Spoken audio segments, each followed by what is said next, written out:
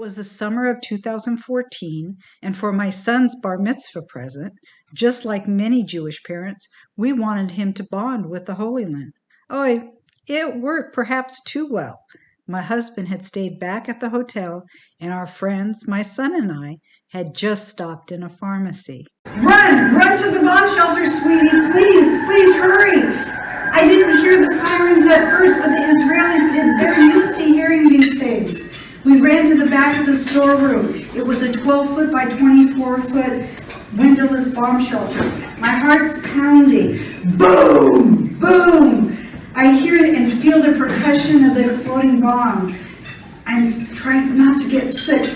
I look at my 13-year-old son and I think I'll never forgive myself if something happens to him. That's an excerpt from a speech I gave to the Orange County Jewish Bar Association. It was the first, but not the last time we had to run to a bomb shelter. Our adventure and my transformation is also the subject of my book, Blasted from Complacency, A Journey from Terror to Transformation in Israel. There is no chapter in a parenting book on what to do when a war starts and you're on a family vacation. Think touring extraordinary and sacred sites mixed with cowering in bomb shelters. I'm still trying to get over the Jewish guilt of taking my son to war for his bar mitzvah present. The impact of being human targets helped me understand the plight of Israelis living like this, and it also made me want to work on peace. How Israel is often described on the news is not what I'd seen with my own eyes. And I felt Palestinian parents also preferred their children playing safely in their backyards. The missiles exploded just near enough to blow apart my world as I knew it, forever changing me. And you'd never recognize my life today with what it was like then. I believe I found my life's purpose.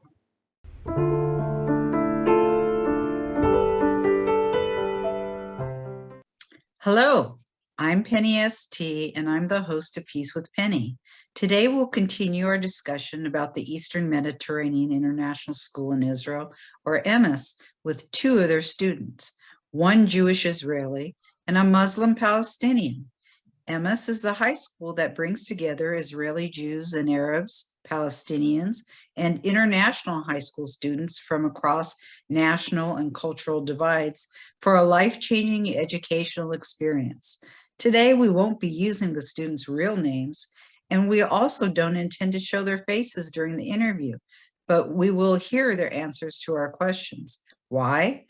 In what we hope is an overabundance of caution, the fact remains that due to potential anti-normalization dangers and with Uvalde fresh on our hearts and minds, we wanted these courageous teens to be and feel safe.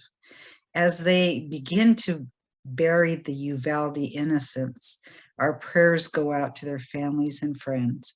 May their memories be a blessing. Our 2022 reality is dire, and what remains to be seen is, will we do something about it? It is such an honor to speak to the next generation that will hopefully fix this Middle East mess we've left them. Speaking with the students leading up to our interview was inspiring, and if other students are as impassioned to improve their reality, we're in great hands. Having the opportunity to hear what it's like to go to high school with the other, as well as the impact of living with people from so many different cultures and the influence it's had on them personally, was a lesson in remaining open to new experiences, truly listening, confronting their own perceptions, and ultimately transformation. Admittedly, it made me want to be a teenager again and share some of the experiences they've had. What a unique opportunity filled with growth and possibility. The school's motto, the School for Change, fits their experience in many different ways. A nonprofit founded in 2014, EMIS is home to 190 students. 20% are Israeli Jews and Arab, 20% come from Arab and Muslim nations, and 60% hail from 40 other countries around the world.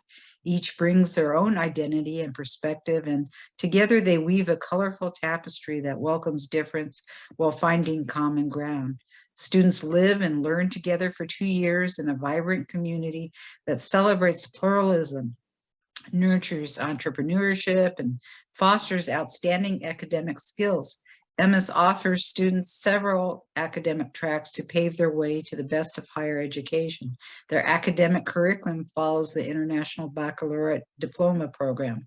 The social and educational EMIS experience teaches diversity, dialogue, and the value of peace. EMIS also teaches respect for the environment and promotes sustainability as a way of life. So let's get started. Welcome, Yonatan and Dana. Hello. Hi. Hi. Dana, and I should say that Dana is Palestinian and a girl, and that Yonatan is a boy and is our Israeli student. Speaking of the events of last week, to get an interesting perspective, I just wanted to spend a little time asking you what you thought about Uvalde. Yonatan, let's start with you. What did you think about what happened in Texas at the high school? First of all, I think that obviously it's terrible. I think it's, and every parent that send their children to a high school shouldn't be expecting or afraid, or shouldn't be afraid from something like this. And I think it shows what a problem the United States have with gun control, and how the laws are not restricting enough people's ability to buy guns. And I think it's absurd that people can buy guns with much less problem and go through much less trouble than to do other stuff like abortion or many other stuff that should be much easier than buying guns. How about you, Dana? I definitely agree with Jonathan. It's like truly tragical to hear those type of news. And I mean, this is not something new to the US. Like gun control has been an issue for a really long time. And I think that it's very sad to, again, see children who don't have anything to do with guns or anything that is harmful are getting killed. Just because, again, guns are easier to get, and it's like truly very, very sad. Do either of you have to worry about extremists at school? Here, no, we don't have to worry about anything like this. Also, gun control in Israel is much more restricting than in the United States, and therefore we see much less cases of mass shootings than what we see in the United States. Yeah, I mean, like, dangerous things may happen. Like, I mean, they could happen anywhere, but it will never, I don't know, like it never reach the scale of the things that are happening in the US right now. Yeah, it's very unfortunate that it is the case. But anyway, let's talk about something much happier. How would you describe EMIS, Yonatan? I think EMIS is a school that gives you a unique opportunity to meet a lot of people from a lot of different places, and especially for me as an Israeli, to meet Palestinians is probably a once in a lifetime opportunity. And I think just by putting us in the same place and showing us who the other side, and also people from other cultures, who they really are, it allows us to learn a lot. It's a little bit confusing to me in that, and I think to other people, because Israelis and Palestinians live, next to each other. However, I understand that they don't necessarily associate with one another. Did you care to comment on that?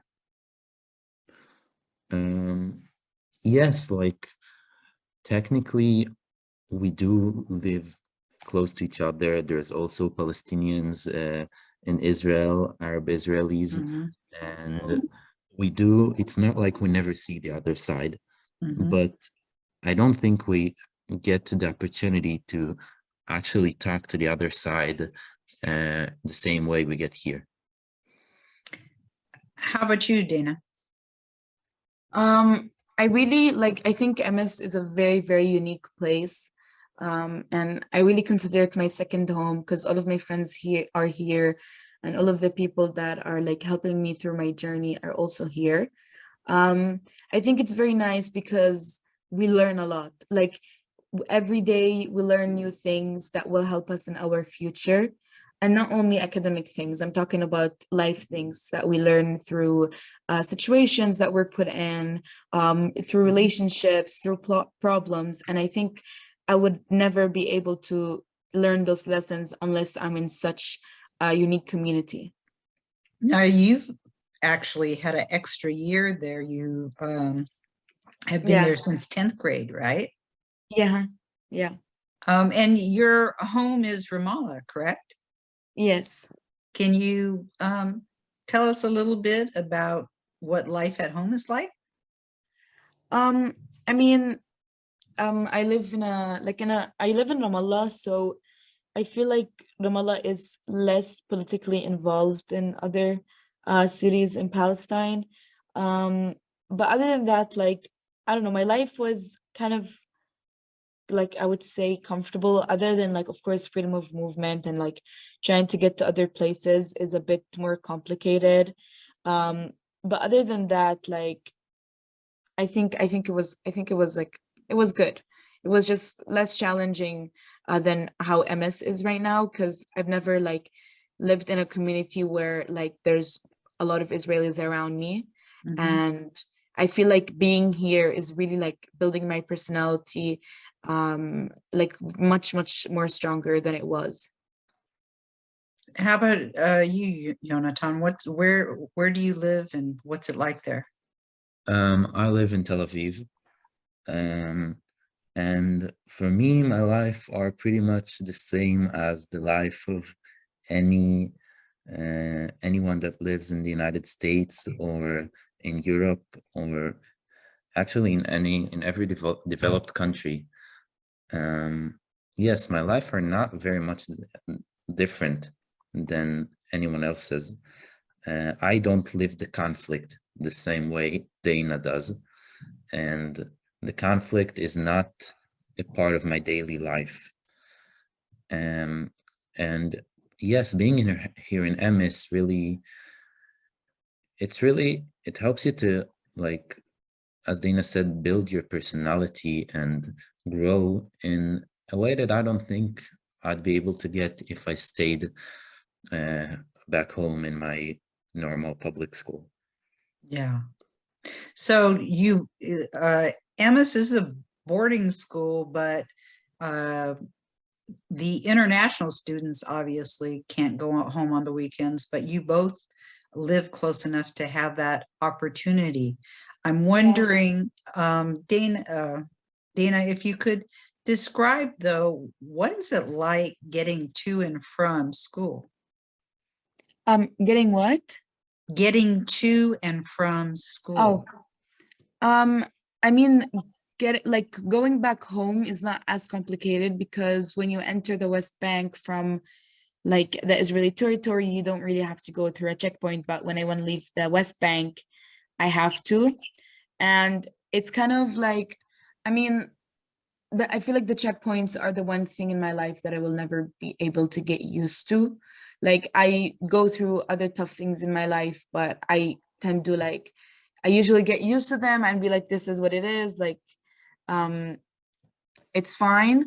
But with checkpoints, it's a very intense when you go through them, because I feel like anything that I might do will be perceived as like something threatening, and anything might happen to me. They're very dangerous. They're very dangerous places, and anything could happen at any time. And like every time I come back to the school, after I come back like from going through the checkpoints, I like ask myself like, why do I have to go through all of this in order to come and make peace here while I'm going through all of those checkpoints and all of those things? So it really makes me question a lot of things. So do you ever take it further and ask I mean, obviously, because of the number of terror attacks, et cetera, there, even in the US, when we, go to the airport or wherever, we also get checked. Do you ever think about whether or not that makes sense? If you were in that position, how would you handle, wanting people to be safe? I mean, it's not only about the idea of the checkpoint, it's also about the way that the soldiers on the checkpoints treat Palestinians. That's the main thing that bothers me, not the checkpoint itself, but the way that Palestinians are being treated on checkpoints. What's that And like? I mean, they treat you in a way that you're basically less valuable and less important than they are. And they would have this attitude of like, just basically being like purely like rude to the person in front of them. And they wouldn't mind screaming at people. They wouldn't mind just deciding not to let people enter, even though they have the permanent and like they have the permit and everything. A lot of situations happen on the checkpoint. Have you had that happen before to you? I mean, like there's a lot of stories, but the main one that like happened to me like a while ago was I was at the checkpoint and I had my belt on, and when you go through the thing that checks if you have anything in your pockets, if you have your belt on, it will ring. Oh. So I forgot my belt on, and then the soldier was like hysterically like screaming at me like I just committed a crime. And I was very nervous. Like I thought, like I was very scared because like I'm just a girl who's like going through a checkpoint. I'm just a 16-year-old going through a checkpoint, and a soldier is like screaming at me with their gun and everything. So it was pretty traumatizing, to be honest. It wasn't like and it was just a very like tough situation. Oy, sorry that happened. Okay. Why did you go to EMIS? Me? Yeah, why did you choose to go there?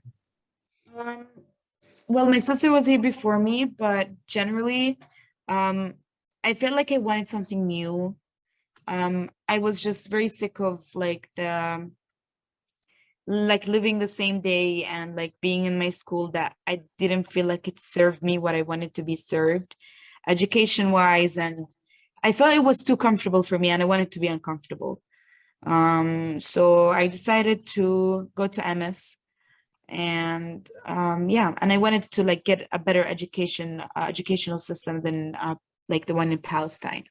What were the options to go to school there?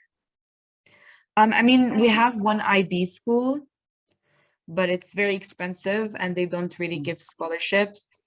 And so you were able to get a scholarship to go to EMIS? Yeah, I was able to. Awesome. Yeah. How about you? Oh, sorry. Oh yeah, and yeah, just like we have one IB schools, and like the system is called Tojihi, and it's a very bad system. So, yeah. How about you, Jonathan? Why did you end up at EMIS? I was in a pretty good public school in Tel Aviv, and the level of the studies was pretty high. But I still felt like eventually I'm going to school and I'm bored, and the school is not interesting enough. The people there, I love them, they were my friends, but I really wanted to try a new experience. And I think I very quickly I understood that inside the Israeli education system, I won't be able to find anything new or better than my previous school. So once you start looking outside of the system, there's not many options. And yeah, and when EMIS, the idea of EMIS came up, I was really, it really interested me, because I think, like, first of all, the option to do the international baccalaureate, and also the opportunity to meet like people from all around the world, and especially Palestinians, it sounded very, very interesting to me. And I wanted to try something new. And on top of that, it's a boarding school. So it's a new and really interesting experience. Had you been away from home before? Not for more than a week or two. Yeah. How about you, Dana? No, I've never been like far away from home. Wow. That was a big leap. Yes, it was. So, where are each of your roommates from? My roommates, I have a roommate from Belgium and another one from Albania. I have a roommate from Palestine, a roommate from Israel, and a roommate from Albania. So, Jonathan, what was that like? Well, I guess in general, for meeting your first Palestinians and one who's going to live in the same room as you. Look, I didn't come with any hatred towards Palestinians. So I honestly cared more about how is it going to be like, and is he going to be a nice person, and am I going to have fun living in a room with him? And I think once you get to know the person, you don't think about him as Palestinian, or just think about them as a person, about what you know about him, about like how is he like. And once you get to know like the people behind the like title Palestinian, like it's not a problem. It's just he's a nice person, nothing more than that. How about for you, Dana? Your roommates, and then what was it like as you began to meet the Israelis? I think the first Israeli you had was your counselor. Yeah, like it was my first time like meeting an Israeli. I mean, I met Israelis before, of course, Sure. but not outside of, like, not in that way, not in that form. And it was very interesting because I just never had that long of a conversation with an Israeli, and then I've never was able to build that like relationship with Israelis. And it was at first, it was a bit off, like it didn't feel normal, of course, because this is like what we're taught. But then eventually I was like it should be normal, like it should be a normal thing, because this is how like the solution will start. Yeah. Do you get to speak with your family very often? Yeah, like every day. Oh. And Jonathan?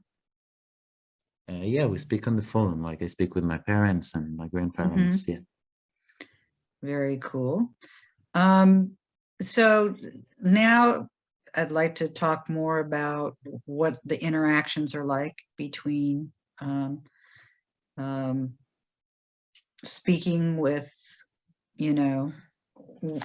alternate for ease of speaking the other. So, Dana, so your only interactions with Israelis was what when you're at home? Basically on checkpoints. That was the only time that like I would like interact with Israelis. And Yonatan, your interactions with, well, Arab Israelis do you interact more with them? I know that Uh, there's a whole thing about some Arab Israelis like to be called Arab Israelis and some like to be called Palestinians, but those who live in Israel, is that a common thing that you do have more interactions with, or is it also like with the Palestinians who live in the West Bank, something that is not common? it's not very common. You do meet Arab Israelis like in your daily life, but I didn't really had close connections with any Arab Israelis other than 2 or 3 students in my previous school that were Arabs. But not the same way you interact with them here. Dana, what did you think about the other before coming to EMIS? I mean, I was never raised in a very extreme household. My parents always taught me about Palestine and our right to freedom and what it means to be a Palestinian. Of course, that was always taught. But at the same time, they taught me that you shouldn't hate people. Like you shouldn't hate people. You shouldn't just hate people for being to belong to a specific nationality or anything. That was always taught to me. Since my only interactions with Israelis and the way that I viewed Israelis was just basically them being soldiers, I had a relation just a feeling of madness and basically just disgust from Israelis, because this was my only interaction with them. But then after my sister came here and she was telling me stories about her Israeli friends and her Israeli teachers and all of that, I was like, okay, so it's not really only that. And then that idea improved more in my mind when I came here by my own and I experienced it. I remember you telling me that, previously your only interactions were with Israelis with guns, Yeah, yeah. and that left quite an impression on me. And when I was listening to Yonatan talking about the controls in Israel of guns previously, and just a few minutes ago, when the world Israel is portrayed as this, everything's military and guns and machine guns and so on, there's this different perception. And I remember during our pre-interview that Yonatan, you were telling me that more about the restrictions on guns, and even the soldiers can't take them home because there were too many accidents. It was a extremely different perception that, here Israel is portrayed as this big military, everything's guns and so on. And yet now, particularly over the last few days, there's been so much in the news that, it seems like the US is the Wild West and is the one who has the gun problem, obviously. Living at EMIS, Dana, have your feelings changed? Well, you've talked a little bit about experiencing Israelis, but how have your feelings changed towards Israelis since you've been there? I mean, now I kind of taught myself that not all Israelis are the same. Because before, again, the only time I met Israelis were when they're soldiers and they were holding guns. And they were basically just people in power that were like scaring me since I was a child. And I just like I met like when I came here and I lived here, I met a lot of different types of Israelis.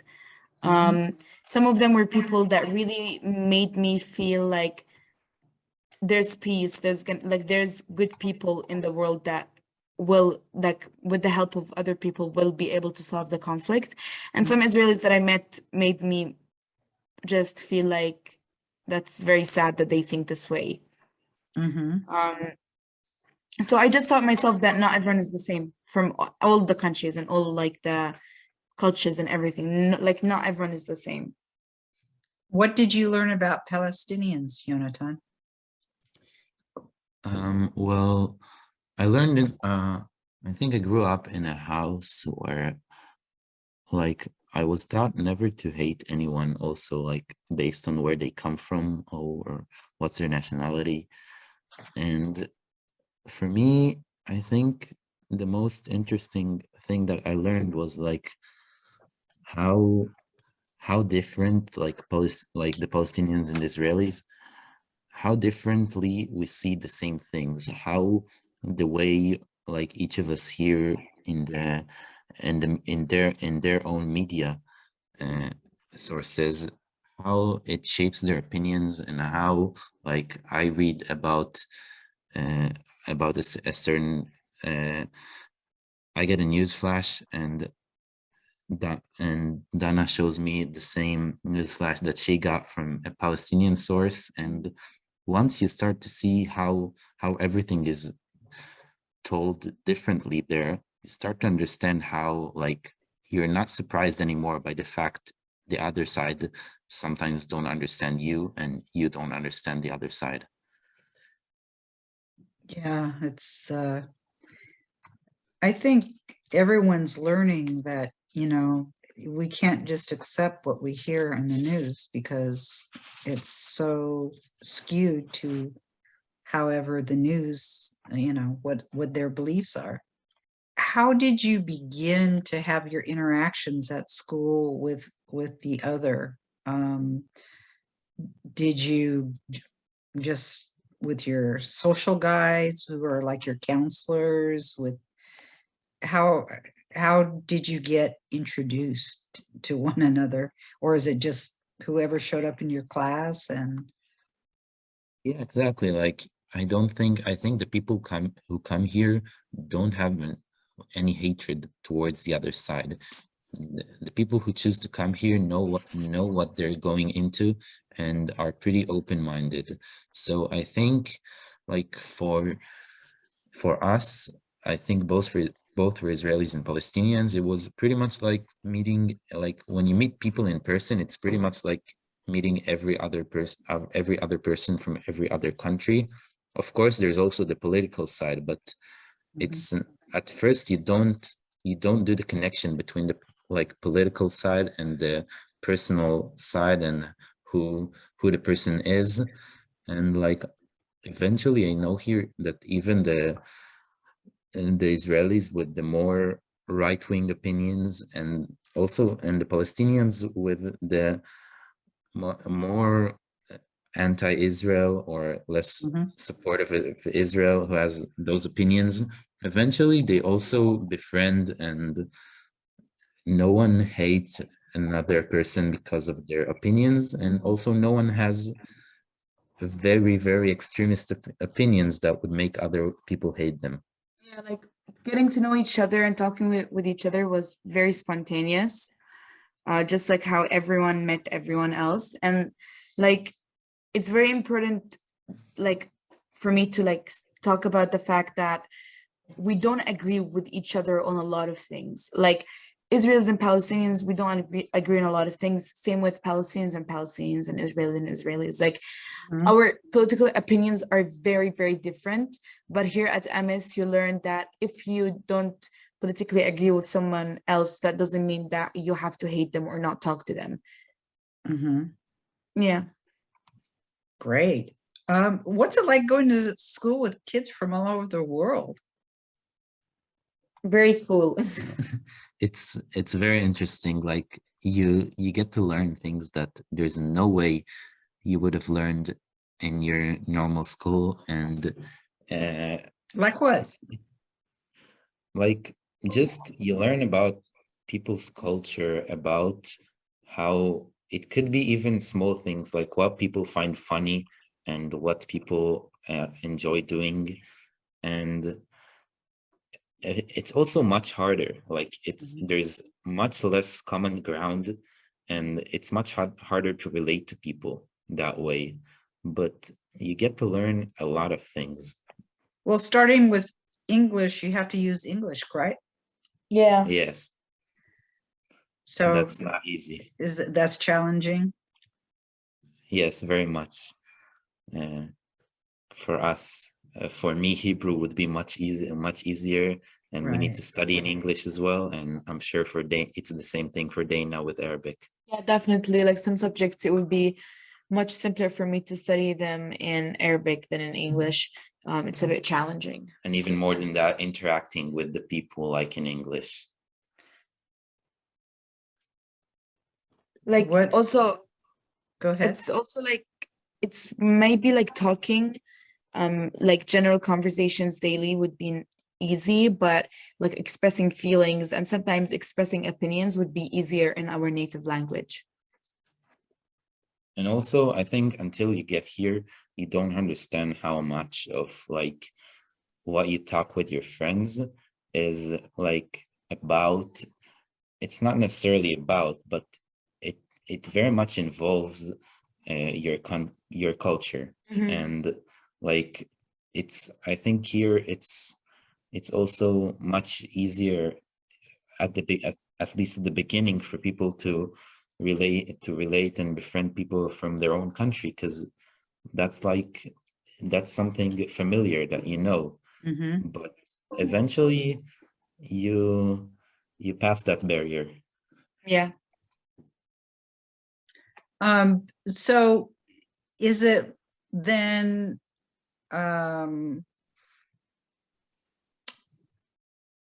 is there a different feeling when, say, you're talking to someone considered the other than when you're talking to an international student?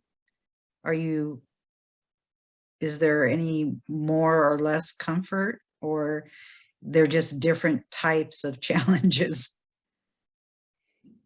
I think it's when it's a friendly talk, there's not much difference. Yeah. Actually, like our cultures are probably closer to each other than some of the international cultures. Yeah. So that's not. Oh, interesting. So it can be Go. actually even easier when you're talking to somebody considered the other than it is when you're talking to an international student.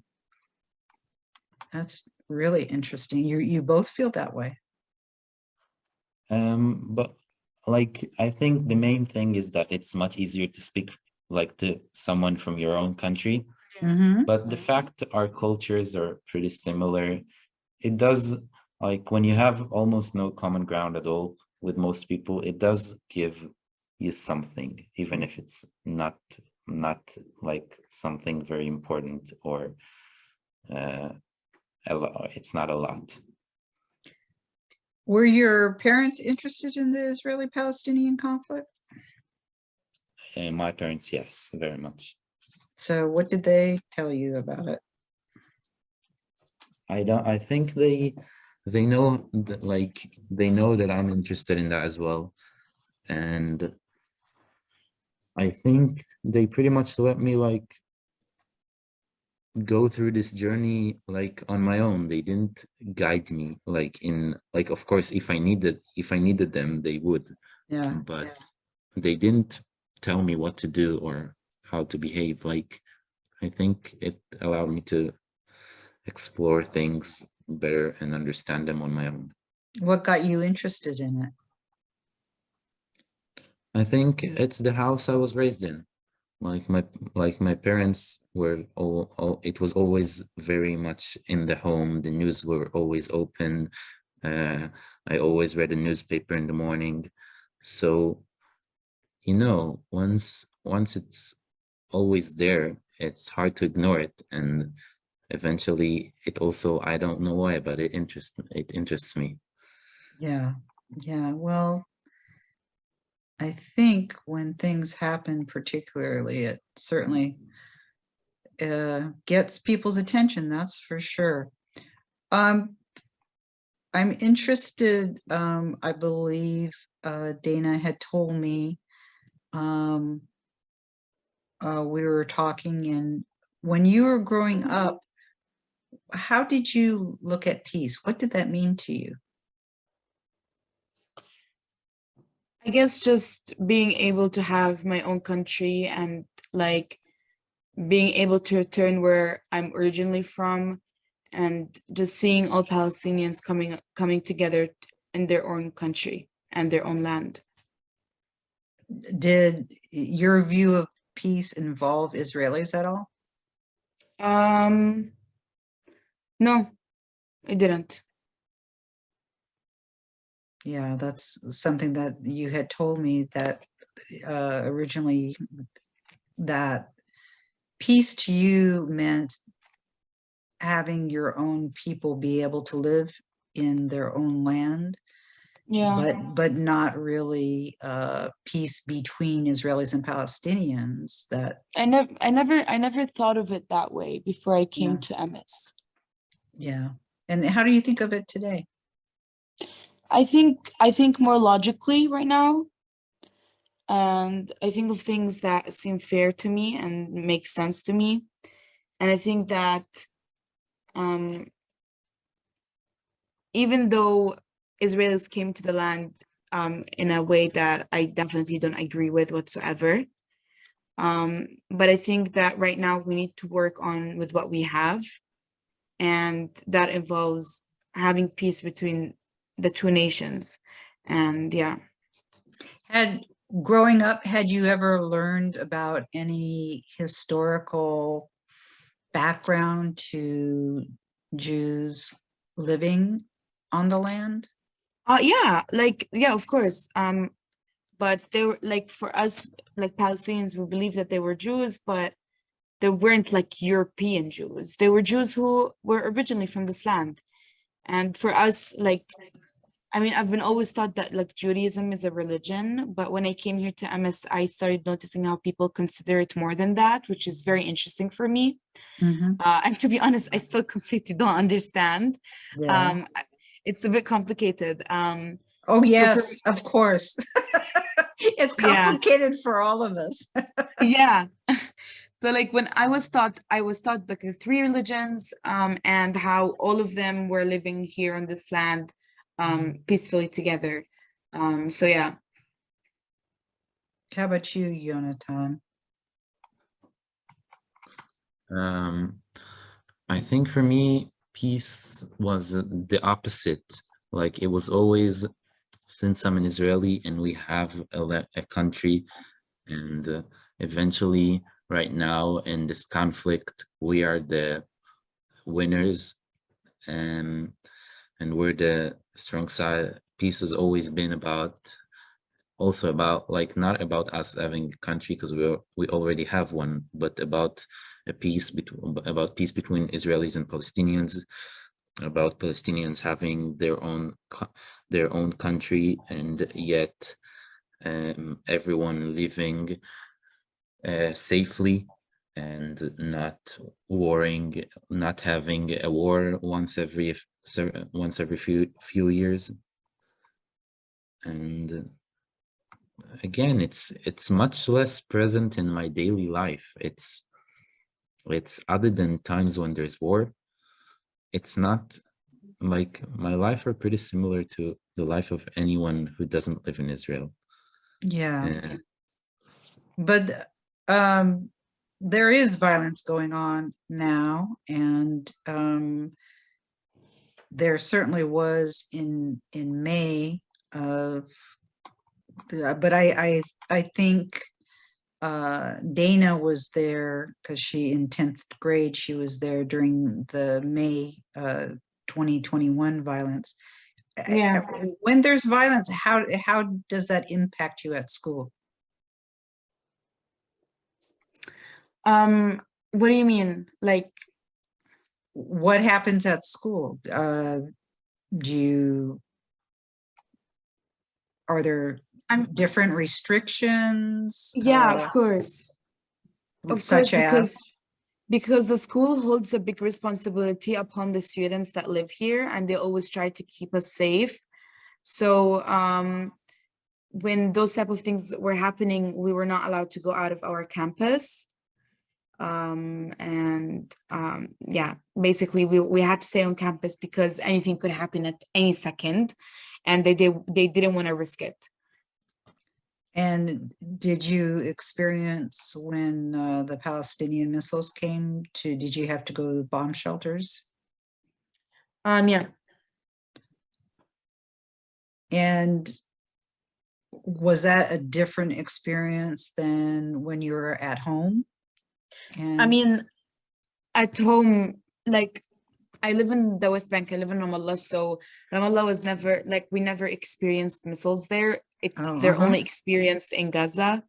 When Israel sends missiles to Palestine, like to Gaza, and Hamas's like missiles when they were sent here, it was different because it's my first time experiencing such thing.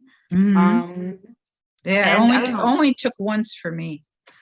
I didn't want Yeah. any part of it. Yeah, it was honestly, to be honest, I don't really remember that much of it. Like Really? now that I'm thinking about it, like I don't remember it that much, but it was scary. I remember like everyone was very scared and it was concerning. It was a lot of people's like first experiences, so we didn't really know. And even like people who like this is not their first time, they were also scared because it's very scary. Yeah. And yeah, it was a bit confusing, I remember, because I wasn't at home because usually I hear about this in the news. I'm not actually experiencing it. So it's scary and interesting. Yeah. I mean, was Iron Dome blowing up the missiles? Yeah, like I don't remember like any big event happened. Yeah. I even, as I often say, when if the missile, Iron Dome was blowing up the missiles where we were, we could definitely still feel the percussion on your skin, even if it was up in the air. And it was nothing that I cared to experience, I'll tell you that much. Yeah. It made a lasting impression. Have you also been around when there have been missile attacks, Jonathan? Yes, I have, both in 2014 and last May. And I think it's, first of all, like, I remember 2014 as a little kid, it was very scary. And like, as I grew up, it's like what is more sad is understanding how as much as it's scary for me that I live in Tel Aviv and that kind of thing happens to me once every few years, for the people who live next to Gaza, next to Gaza Strip in Israel, but in the towns next to Gaza, it's like much more of a daily life, because it doesn't happen like every day, but it happens much more often. And like for them, it's much more dangerous as well. So yeah, it's a very, very scary thing. And also the terror attacks are pretty vicious to deal with. Even now things are a bit tense. Yes. So we're not allowed to go to Tel Aviv. Oh, you can't go to Tel Aviv? Yeah. We can go like to places that are very close to campus, but not to Tel Aviv. So you're not allowed to go back home on the weekend? No, on the weekend we're allowed to, but like just go out with friends. Just socially? That we're not allowed. So how does that work? Do you just go anyway on the weekend to go back home, or do your parents come get you, or? Yeah, when it was really tense, then they allowed us to go out only when our parents, if our parents came and got us, which Mm-hmm. I think there were a few weeks when it meant Palestinians couldn't go out, Mm-hmm. um, or anyone who lives very far. Uh, but after these weeks passed, they allowed us to go home, but to go out, but just if it's like in order to go home. So when you go home, how do you get there? I mean, like when it's normal, not now, but For me now is now is like pretty normal. It's still a bit tense, but like it's normal enough for me to go like as usual, to take like I take a bus, and how within long an does it hour. take? An hour? Yeah. And how about you, Dana? What's the process for you to get to school? You also take a bus, right? Yeah, so I take a bus to the train station, then from the train station to another train, and then from the train to another bus, and then to another bus, and then I get home. How long does that take?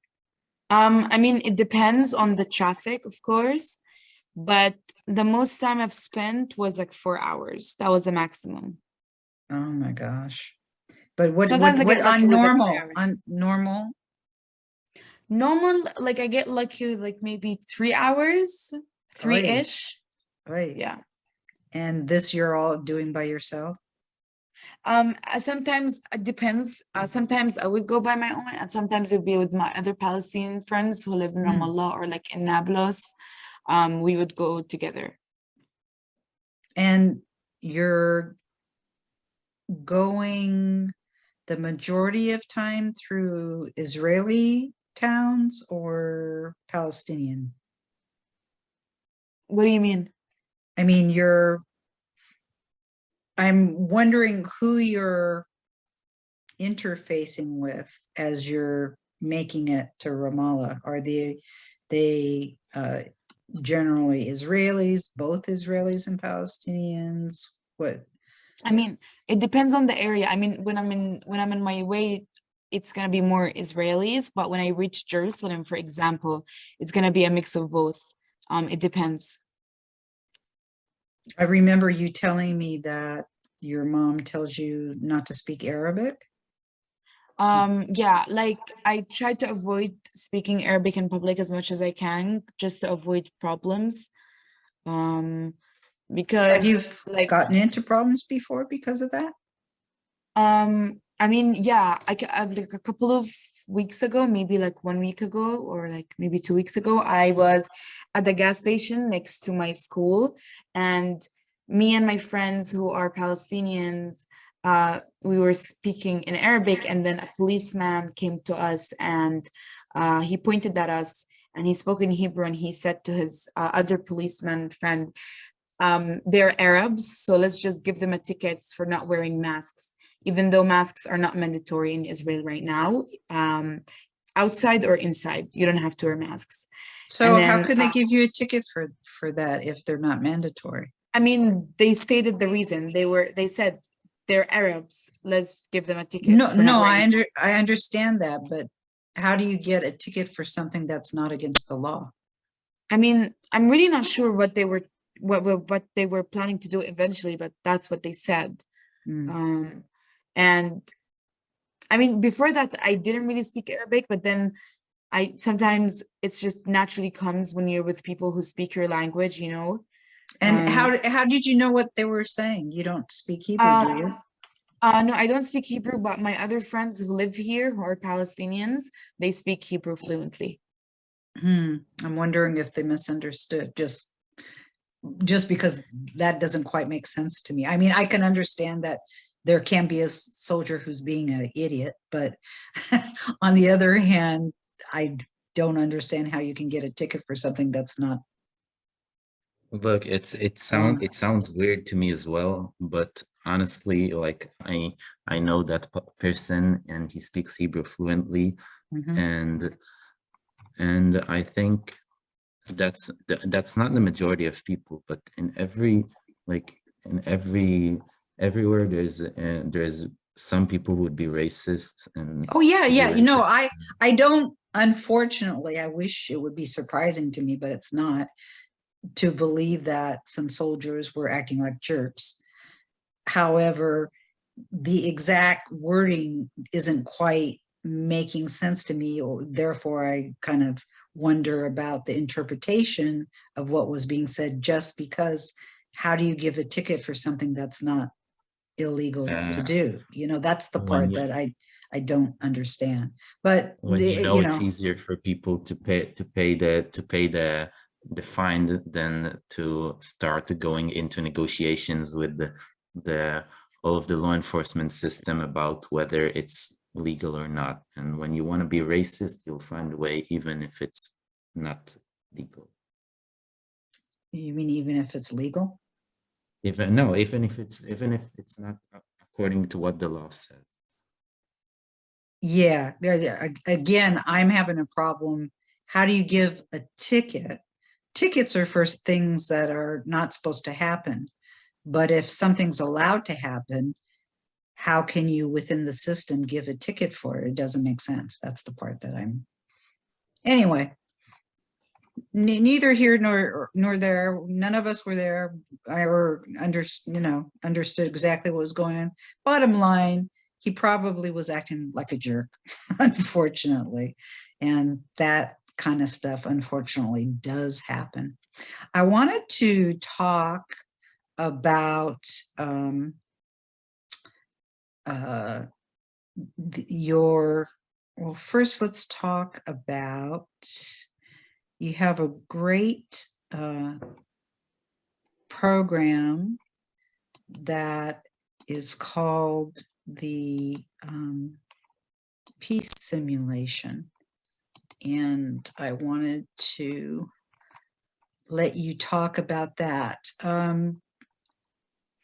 Dana, what's the peace simulation? And these are some pictures from the one that you just had recently in 2022.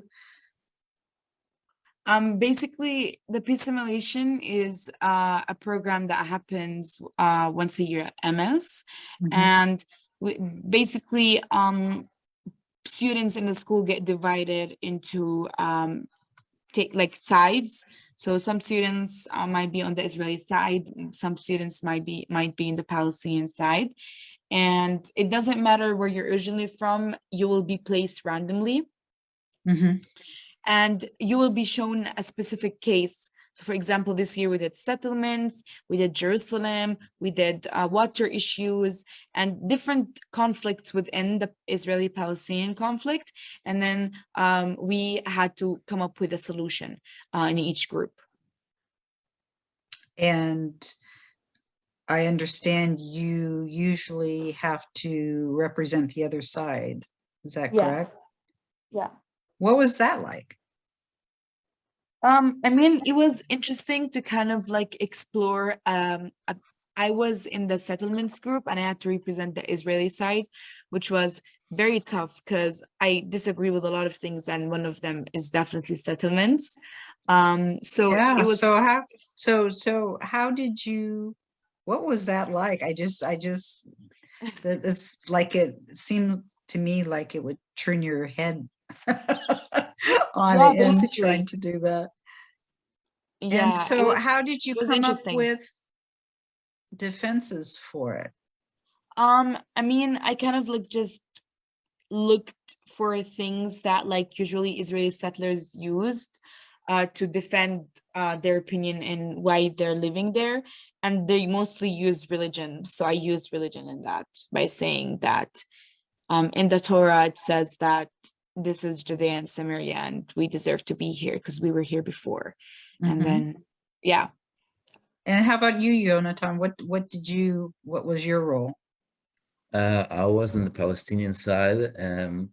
I was also in the settlements group, and for me, I think it was much easier than it was for Dana, because I also disagree with the concepts of the settlements, and therefore I was actually in my own opinion, but like even when it's like this, it's still not easy to like go against your country, and it's not easy to completely like it's not easy to completely go and support the other side, even when you disagree about some of their opinions. Even when in this case I agreed with most of what the Palestinians say about the settlements. So what do you think about settlements? I think they're not good at all. They hurt the chances of peace, and I wish they weren't. I wish they didn't exist. But we, at the same time, we gotta. Although I dislike it, that right now we gotta make peace with the fact that this is the situation, and maybe small settlements will be evacuated if there will ever be peace, but the big settlements will never be evacuated. So Sorry. That's today's situation. Dana, by taking the settler side and about Judea and Samaria and going through the process, did it change any of your opinions at all? No, never. Did you did it provide any more understanding? No, I mean, like, there's some specific things in the conflict that like I will never be able to understand, I think. And I feel like settlements and the army are one of them. So I was like, I don't know, even though like I was defending the Israeli side and I was speaking, and I know that none of my arguments were actually like that good because I couldn't find a good justification for settlements. So no. So talking about another conflict of where things kind of got turned on their head for you, was, when you had to go to shelters because of the Hamas sending missiles. Yeah. How did you feel about that? I mean, like I didn't have that much.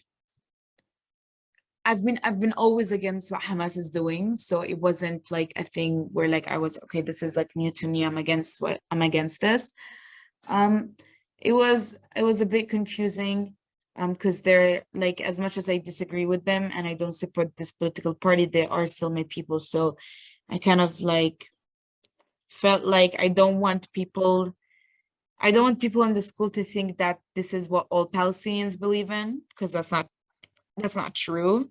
That was the most thing that was stressing me out. Yeah. So what did you think about, now these are missiles coming toward you who could hurt you personally. Yeah. What did you think about that? I mean, of course, Hamas, they're not doing it like on purpose because they know there's Palestinians there. Of course not, but I mean, and they have their. I mean, I didn't really care, to be honest. Like, I didn't. What do you mean think you about, didn't care? You didn't care like, about what? Because I didn't really think about myself at that moment, because also people in Gaza were getting killed, and civilians were being harmed. So I thought it would be selfish of me, in a place of privilege where I have shelters and everything that could protect me, to be thinking of myself and what would happen to me. Because to be honest, like, the chances of something happening to me weren't even that high. Like, they didn't even cross my mind because of the shelters and the Iron Dome and all of those type of things. So my mind was 24/7 just thinking of the people of Gaza and what's happening to them right now, and the fact that they have no shelters and they don't have what I have right now. So you felt safe in Israel because of the protections of Iron Dome and the bomb shelters. Yeah. And, but in the reverse, did you or do you understand in that moment, do you believe that Israel has a right to defend itself if they have missiles coming in against them? I mean, what do you mean by defend themselves? By what? By harming other Palestinians? Of course not. By defending themselves, by just defending their people. Of course, all countries have the right to defend themselves. That's not even a question. But So how would you think would be the right course of action to defend themselves under those circumstances? I mean, technically, they are defending themselves by having bomb shelters and the Iron Dome. I don't know if, like, I don't know why they consider defending themselves by harming other Palestinians who are civilians and have nothing to do with what's happening. I don't know. I'm not sure, but I'm not sure what they exactly should do, but definitely not harming Palestinian civilians in Gaza. Definitely. Okay, let's get on to a really positive thing. You two came up with a great idea, and I'd like you both to share with us what that was. And I know you had your first meeting this morning, so I'm excited to hear how it went. But first, will you tell us what your idea was? So our idea was basically to have talks between Israelis and Palestinians. We felt that in our daily life, we don't talk about the conflict enough. Like eventually we came here to a school with the other side, and we thought that if we left this place without understanding better what the other side thinks, and having like without actually having to open our minds, it would be a huge miss. So And you have periodic things, events, like big events like the peace simulation, and you live together and you eat together and sleep together. But in your day-to-day life, you don't talk usually about the conflict, correct?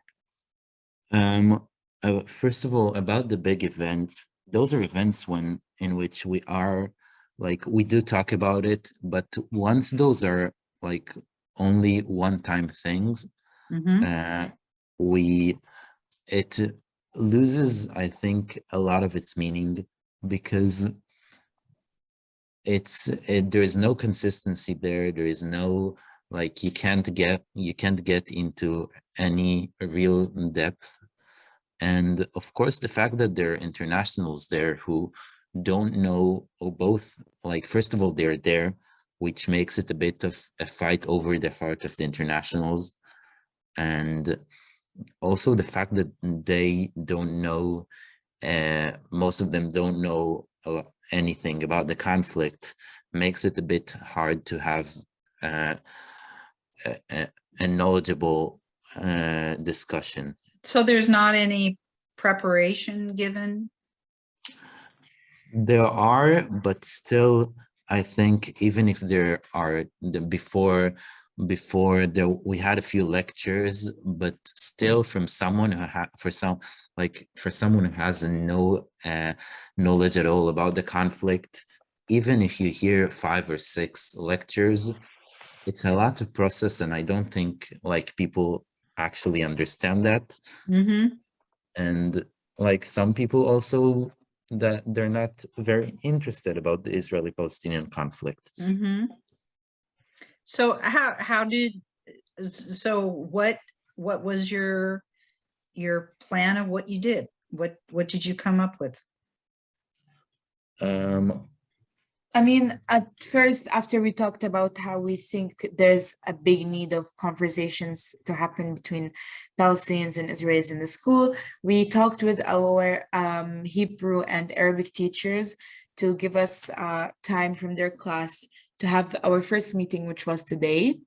Yeah. Yes, and we consulted with them and with the principal, Mm-hmm. and we eventually came up with the idea of having some sort of discussions about 1 hour long each. That what we basically do is try to get the people to talk about the conflict. It's really as simple as that.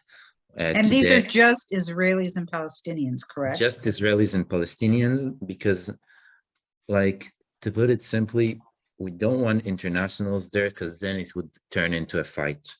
Mm. Because each one wants to defend its side, Yeah. and that we won't go anywhere with like when the internationals are there.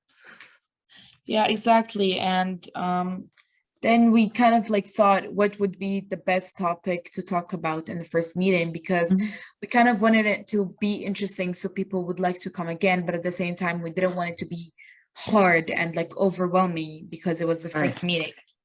So what did you talk about? So what we talked about, what we did is basically prepared 10 questions from like about a lot of things, ranging from what do you think about the two-state solution or other solutions? Where do you think your side was wrong?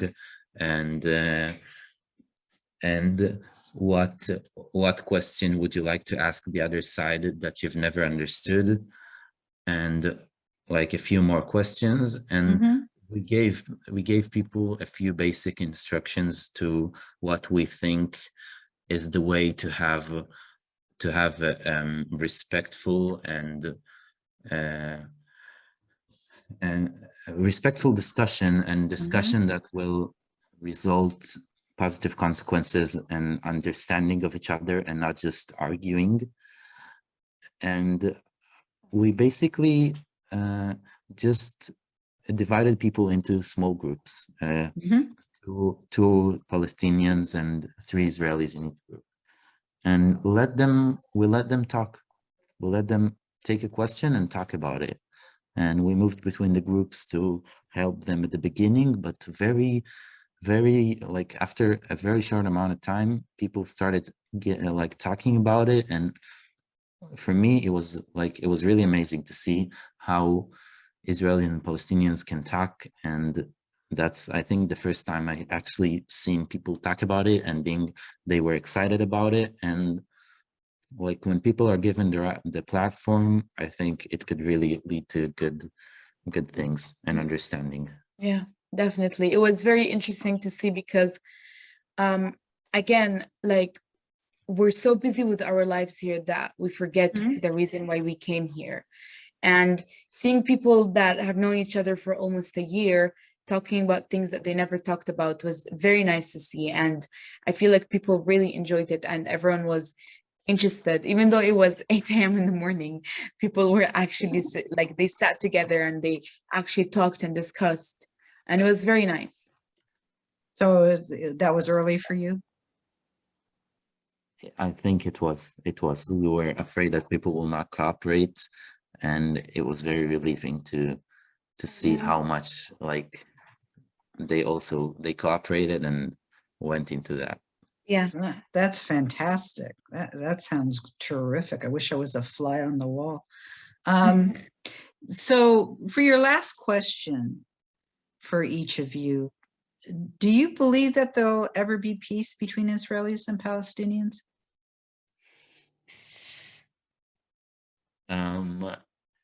I think I'm really skeptical about it. I'm not sure it will ever happen, and I think like right now I know for sure about how the political situation in Israel is going. I think the country is only getting more right-wing, and people hatred towards Palestinian increases, and people are more racist. They want peace less, and I really don't think that in the near future peace is attainable. But I hope I'm wrong. Yeah. And you, Dana? I definitely agree with Jonathan. I feel like I want it to happen, definitely. I want everyone on this land to be able to live in peace and to live together. Will it happen? That's the question. Every day I have a new opinion. With every events that are happening, I change my mind. I never have like a specific answer for this question, but I hope it happens, like, and like at least we should try. Like, yeah, maybe it's not gonna happen for sure, but I don't want to be part of the people that were, it's not gonna happen, let's not try, let's just sit down and be part of it. Exactly. Yeah, I want to at least be part of the people that like tried to make change and make peace. Well, I certainly appreciate your attempt. And Thank you. as always, I think the most special thing is that what we learn from the next generation, and your thoughts are admirable, and keep up the fantastic work. It was music to my ears, definitely, to hear Thank you. what the two of you are trying to do. Thank you. So thank you so much for your time today, Jonathan and Dana. It was so interesting to get the perspective from young people of your generation about the prospects for peace. Unfortunately, you didn't have good news, but we're hoping the reality will change. As Dana said, from day to day, you never know what's going to happen. Yeah. And so how you're preparing yourselves to be involved, to take action, is fantastic, and at least move the process forward in a positive direction to try to understand one another. It's a basic Yes, definitely. beginning, right? Yeah, So, definitely. And thank you very much Thank you. for giving us the opportunity to speak and to like say our opinions and what we think and believe.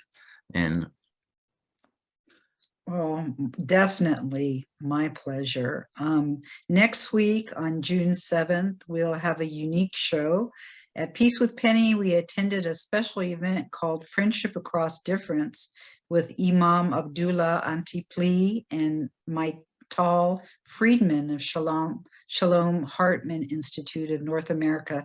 We were granted permission to share it with you. It was an opportunity to hear how the Muslim Leadership Initiative tries to build relationships of understanding, respect, and trust between North American Muslim and Jewish communities. Through a rigorous academic curriculum and exposure to diverse narratives, MLI seeks to expand participants' critical understanding of the complex religious, political, and socioeconomic issues facing people in Israel and Palestine. The program invites North American Muslims to explore how Jews understand Judaism, Israel, and Jewish peoplehood. The MLI project brings together Jews and Muslims to explain to one another where they're coming from as peoples. It was very encouraging to hear how Imam Antipli relished learning about the Jewish people from Jews themselves. It's not a perspective we're often privy to, and I found it very refreshing and hopeful. As you can see, many people are working very hard to improve the lives of Jewish, Arab, and Palestinian people in the Middle East. Promoting cooperation and Peace with Penny strives to get the word out that there is hope for peace in the region and between the religions. Next week, we'd love for you to join us again. We hope that the families in Uvalde will be surrounded by love and will feel comforted during this difficult time. and that the Middle East, Ukraine, and Russian situations will calm down. For now, we'll leave you as we pray that everyone will someday live in peace, shalom, and salam.